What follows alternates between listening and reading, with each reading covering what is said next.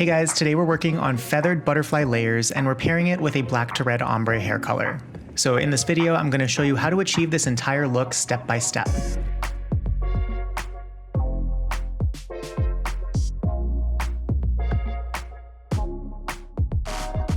Start with your sectioning. First, create a clean center part to divide the left and right sides. Then take a triangle section in the front, using the outer corners of the eyes as your guide. This triangle gives you flexibility, so whether your client loves wearing a side part, wants a middle part, or even a fringe, this will give you the option to change the look based on what they want. So it's all about customization.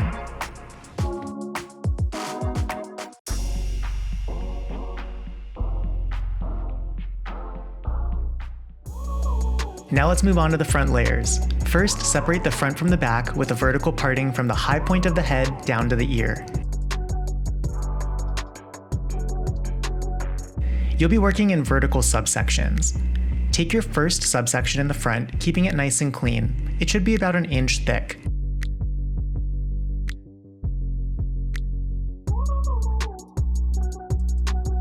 Then take a small piece of hair from the top of the section to use as your guide, and cut it just below the jaw.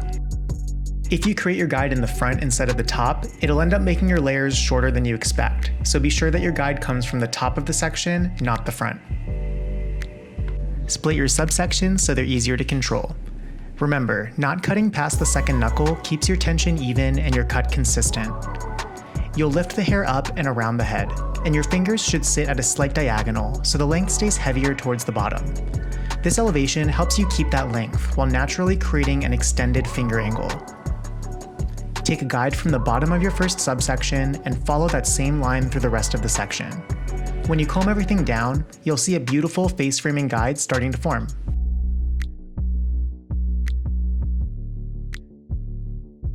You can complete this area in about 3 subsections. Take your next one. It's a 1-inch vertical section right behind your guide. Comb that hair forward into the guide and connect the line.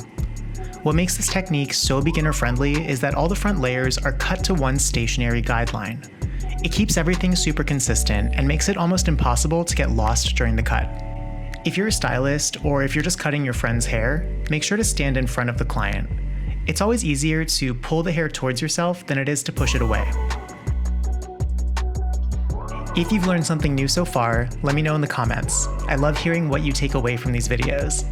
And while you're here, don't forget to hit the subscribe button so you don't miss the next one.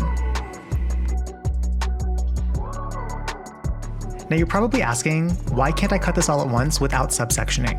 And you're not wrong, it really depends on the hair density. For thicker hair, subsections are key to staying precise.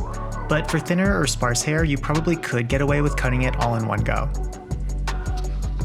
You could also do this cut with a razor if you wanted the layers to have more of an edgy feeling. Using a razor completely changes the look and gives it a shaggier feeling.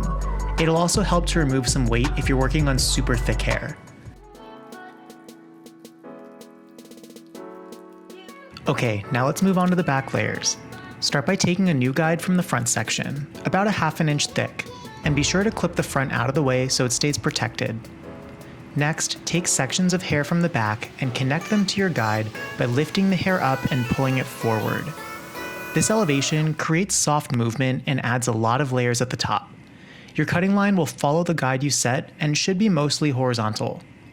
Continue blending the back layers into that guide, working your way down until you reach the hair by the ear.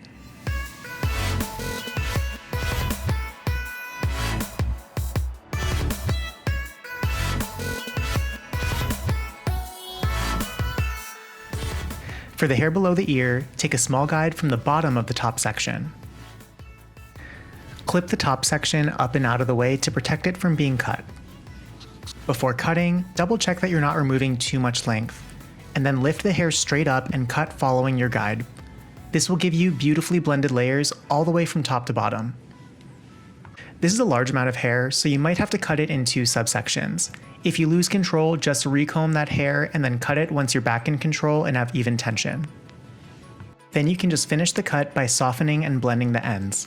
Pull the hair forward and lightly trim to connect the front perimeter into the back. Cutting the hair in the front will help you naturally create a V shape in the back. Once you finish both sides, the haircut's complete, and it should look something like this. Beautiful feathered layers that melt right into the length. It's giving Farrah Fawcett, but make it 2026. And it looks amazing blown out and air dried with natural waves. Now let's take this transformation to the next level with a black to red ombre. So this is one of my favorite hair color techniques, and it's a very simple thought process, so I'm going to take you through it. Section the back into 4 even panels, using the layers as your guide. The layers should naturally separate, which makes the black to red blend super visible and really beautiful when the hair moves. You'll also want to do this in the front, creating 2 sections on each side and then a mohawk on top. I used Redken Shades EQ Gloss 4 ABN for the dark base, and Blonde IQ with Peroxide Oil Developer for the lightener. Focus the dark through about 2/3 of the hair and then lighten just the ends. If you leave a little space between the 2 colors, you can use that empty zone to blend them together and get a seamless transition. Now lightener mixed with color will always create warmth, which is perfect for a red shade like this, but if you're doing fashion colors like blue or green, you'll want to avoid creating any warmth at all. In those cases, you might need to color the dark first, then go back, lighten the ends separately, and then apply your fashion shade after. But for this look, the process worked perfectly. For styling, start by blow drying the hair until it's 80% dry. This will make it easier to round brush. Section a mohawk on top, and the section should sit around the part and not be any wider than your round brush. Separate the sides from the back using diagonal parting so everything blends seamlessly.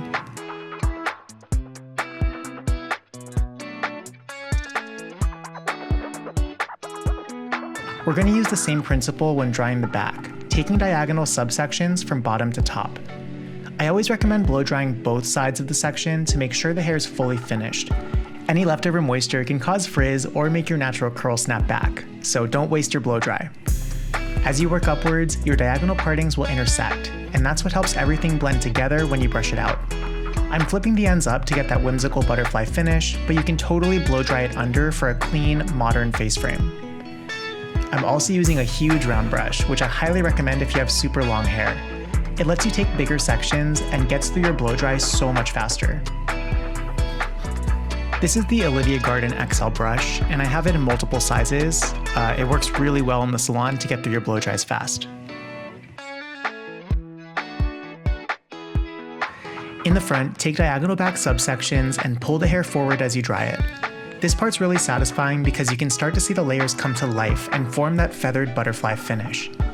A tip for making your style last longer is to let each section cool on the brush before releasing it. Heating the hair to shape it, then cooling it to set it. That's the foundation of any good styling. You can speed this up by hitting the cold shot on your blow dryer. I'm using the L'Oreal Airlight Pro, which does have a cold shot button and makes it really easy to set the ends and keep them bouncy. Finish the top mohawk using the same technique, flipping the ends away from the face to get a beautiful feathered finish.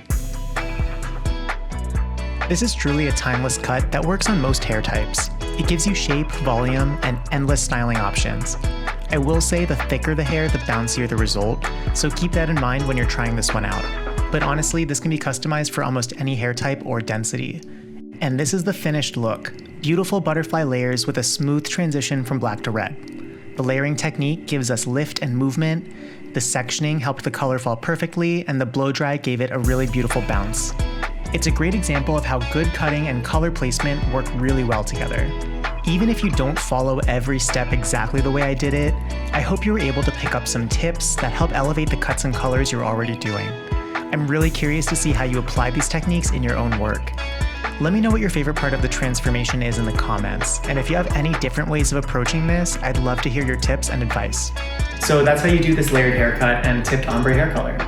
I hope you enjoyed it. If I did miss anything, just let me know in the comments, and if you have any questions, let me know as well. The mannequin is Natalia from Pivot Point. I do have a code which you can find in the description, and it'll give you a slight discount if you want to buy this practice mannequin.